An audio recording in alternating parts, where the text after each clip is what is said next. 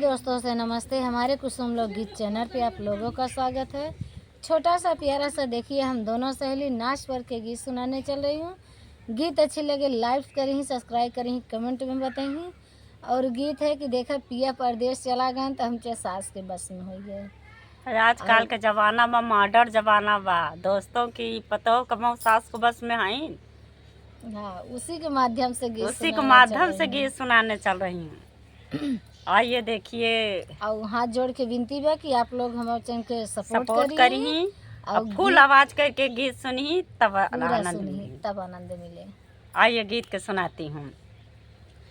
अपना तो गईले रजऊ बम्बई शहर में, अपना तो गईले रजऊ बम्बई शहर में। हम नाही रहबै रजऊ माटिया के घर में, हम नाही रहबै रजऊ माटिया के घर में। रोज रोज सासु मों से धान सटकामाई, रोज रोज सासु मों से धान सटकामाई। धान सटकामाई रजऊ धान सटकामाई।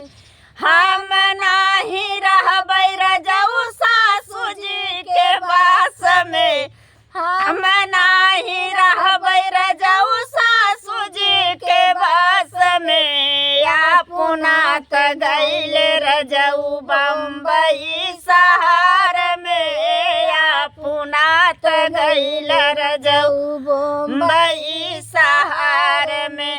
रोज रोज ठानी मों से खाना बनवा माई, रोज रोज जेठानी मों से खाना बनवा माई। खाना बनवा रजऊ खाना बनवा। हम नाही रहबै रजऊ जेठानी जी के बस में, हम न रहबै रजऊ जेठानी जी के बस में।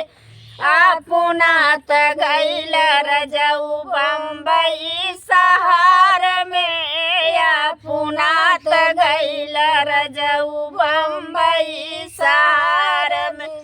रोज रोज देवरानी मों से बर्तन माजवा माई, रोज रोज देवरानी मों से बर्तन माजवा माई। बर्तन माजवा मैं रजऊ बर्तन माजवा मैं।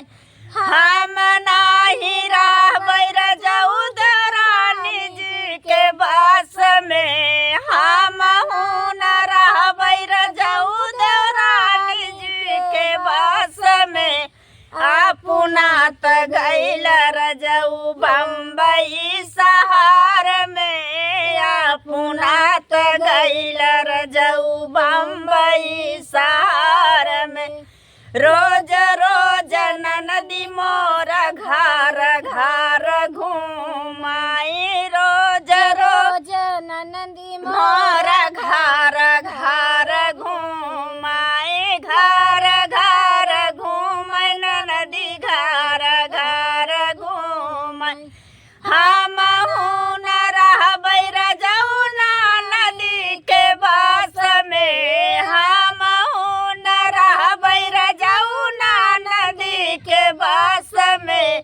अपना त गईल रजऊ बम्बई शहर में, अपना त गईल रजऊ बम्बई शहर में। अपना